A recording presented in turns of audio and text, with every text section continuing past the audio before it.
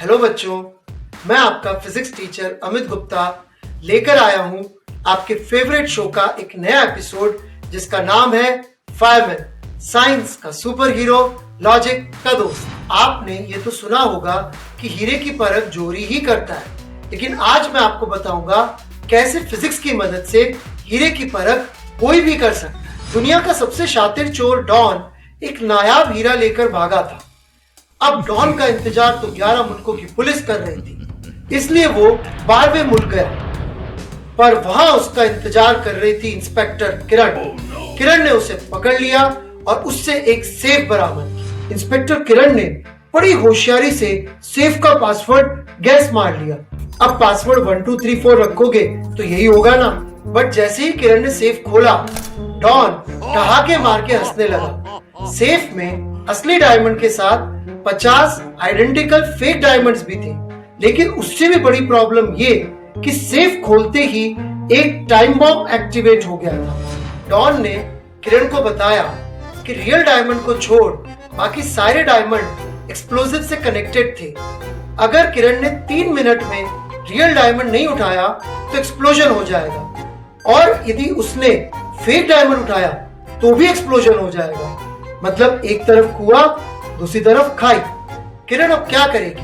वो असली डायमंड कैसे पहचानेगी? क्या डॉन फिर से जीत जाएगा? क्या कोई है जो उसकी मदद करेगा?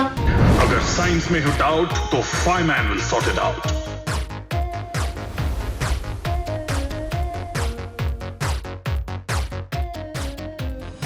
डॉन को ढूंढना मुश्किल होगा, लेकिन असली हीरा ढूंढना बहुत आसान है।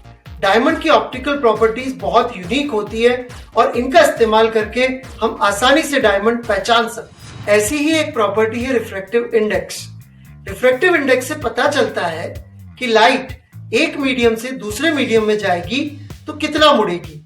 इसी वजह से हमें पानी के ग्लास में रखी चम्मच मुड़ी हुई दिखाई देती है। डायमंड के रिफ्रैक्टिव इंडेक्स की वजह से उसमें टोटल इंटरनल रिफ्लेक्शन होता है। TIR एक बड़ा अमेजिंग ऑप्टिकल फिनोमेना है। इसमें लाइट पहले मीडियम से रिफ्लेक्ट होकर दूसरे मीडियम में नहीं जाती है, वो पूरी तरह से रिफ्लेक्ट होकर वापस पहले मीडियम में ही आ जाती है। TIR के लिए 2 कंडीशंस होती है।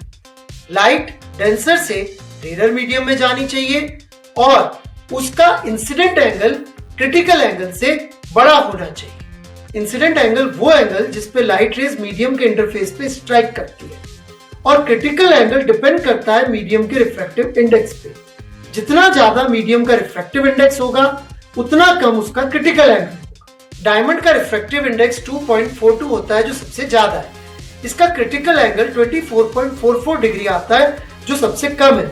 इसे हम स्नेल्स लॉ का यूज करके निकालते हैं। गोल्ड, प्लेटिनम जैसे मेटल भी बहुत शाइनी होते हैं, पर डायमंड की शाइन इसलिए यूनिक होती है क्योंकि मेटल पे जब लाइट गिरती है तो उसका रिफ्लेक्शन एक पर्टिकुलर एंगल पे ही हो सकता है, पर जब लाइट डायमंड पे इंसिडेंट होती है तो TIR की वजह से अंदर ही अंदर कई बार रिफ्लेक्ट होती है, और जब वो बाहर निकलती है तो उसका एंगल ऑफ इंसिडेंस से कोई रिलेशनशिप नहीं होता है। इसीलिए डायमंड की चमक इतनी यूनिक होती है और ऐसा लगता है कि डायमंड ही लाइट का सोर्स हो।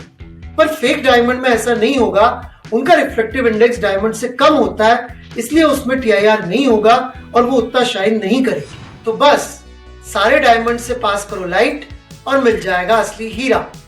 किरण ने सारे डायमंड्स पे लाइट मारी और एक हीरा सबसे ज्यादा चमक रहा था। उसने वो हीरा उठा लिया और एक्सप्लोजिव्स डीएक्टिवेट हो गए। तो इस तरह फायरमैन की मदद से किरण ने ढूंढा हीरा और बन गई हीरो। डॉन का प्लान और बॉम्ब दोनों डिफ्यूज हो गए। हीरा जितना भी कीमती हो, सबसे ज्यादा कीमती होती है नॉलेज। फिजिक्स के नॉलेज के लिए अटेंड कीजिए मेरे लाइव बैचेस और स्पेशल क्लासेस सिर्फ अनअकैडमी ऐप पर। यूज द कोड AGNUC, इससे आपको मिलेगा डिस्काउंट और ढेर सारा नॉलेज।